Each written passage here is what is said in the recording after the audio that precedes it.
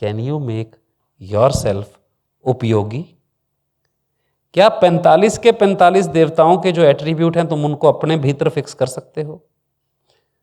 तुम कैसे जाने जाओगे कि तुम्हारे कनेक्शन कहां है? Who will decide? किससे? तुम में आयरमा का तत्व सामने वाले को क्या दिखाई दे? तुम में मैत्री क्या दिखाई दे? कौन डिसीजन लेगा? तुम कैसे आदमियों से मैत्री रखोगे? क्या तुम्हारी मित्रता ऐसे लोगों से तो नहीं है जैसे लोगों से तुम अपने बच्चे को चाहोगे कि वो मित्रता ना करे? सिंपल। आज से डिलीशन चालू। जैसे व्यक्ति से तुम अपने बच्चे की मित्रता पसंद नहीं करोगे, वो व्यक्ति तुम्हारा भी मित्र नहीं होना चाहिए। पॉसिबल? पॉसिबल ना? जैसे कनेक्शन के लोगों को तुम देखो और तुम उस आदमी के बारे में निर्णय करो कि अपने को इससे परे रहना है, तुम्हारे भी कनेक्शन में वैसे लोग। You have to refine yourself. तब तुम्हारा देवत्व सामने वाले को दिखाई पड़ता है कि यार ये व्यक्ति दोस्ती के लायक है। ये व्यक्ति, तुम्हें कोई आके कह दे कि उसका भगवान में कोई भरोसा नहीं है, सच झूठ की उसकी कोई लाइन डिफाइन नहीं है, क्या तुम उसके साथ व्यापार कर सकते हो? क्यों? बस इतनी बात में ही तुम चल निकले। तुम क्यों नहीं कहते कि क्या फर्क पड़ता है तू भगवान को मानता है कि नहीं मानता, क्या फर्क पड़ता है तू सच झूठ को मानता है कि नहीं मानता? क्यों नहीं कहते? हाँ, क्यों नहीं ऐसे आदमी के साथ व्यापार कर पाते हो? तो क्या तुम स्वयं को शुद्ध कर सकते हो? क्या अपनी वैल्यूज के साथ कनेक्ट हो सकते हो? अपने साथ ईमानदार हो सकते हो? तो एक एक देवता तुम्हारे भीतर प्रगाढ़ हो जाएगा, और जो जो देव शक्ति तुम्हारे भीतर प्रगाढ़ होगी वही तुम्हें दिखाई देने लग जाएगी बाहर फील्ड में। रिलेट करते आना चाहिए। क्या तुमने कभी चोरी नहीं की है? सबने की है। अपने अंदर झांकना, की है, शायद बचपन में की है।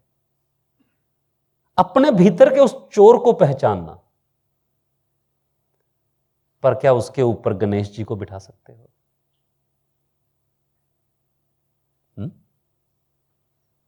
सबके भीतर हैं ये 45 के 45 जो ये पॉइंट्स हैं ना, हर एक के भीतर हर पॉइंट है। पर किसको बांध के चलना है और किसको फ्लो करके चलना है, ये तुम्हारे हाथ में है। ये वो विधा है जो मंदिर बनाने के काम आती है। और मंदिर क्या है? जहां सारे ग्रहों का उपचार होता है। तो क्यों ना वो मंदिर चलते फिरते हम ही हो जाएं? क्यों ना कस दें कि मेरा सच क्या है? क्यों ना कस दें कि मैं रेनमेकर कहां हूं? क्यों ना कस दें कि मैं जयंती कहां हूं? क्यों ना कस दें मैं महेंद्री कहां हूं? क्यों ना कस दें मैं भ्रश कहां हूं? किस चीज को मैं रगड़ता हूं? कहां मैं स्पेस देता हूं? कहां पर मैं अपलिफ्टर बन जाता हूं? कहां पर मैं नेविगेटर हो जाता हूं? कहां पर मैं डेटा क्रंचिंग करता हूं?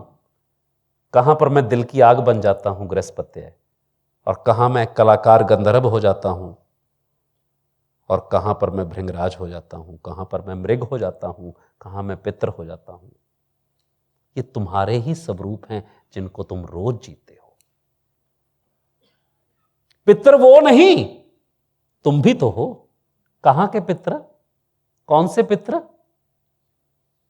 अपने आने वाली पीढ़ियों के पितर। क्या तुमने उनके लिए कुछ चुना जो उनको देके जाओगे?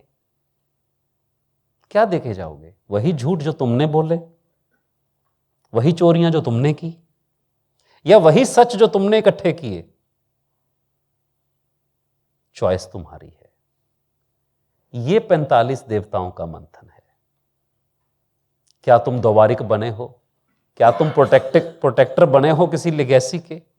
क्या किसी चीज को प्रोटेक्ट करते हो? क्या तुम सुग्रीव हो? तुम ग्रहण करते हो जो पॉजिटिव है? क्या तुम पुष्पदंत हो? एक ही दंत, एक ही बात, एक ही पंच लाइन हो? क्या तुम दृष्टा हो? क्या तुम वरुण हो? क्या तुम असुर हो? क्या तुम इल्यूजनिस्ट हो तो सही। रोज ड्रामा करके नए नए इल्यूजन क्रिएट नहीं करते, वही तो है।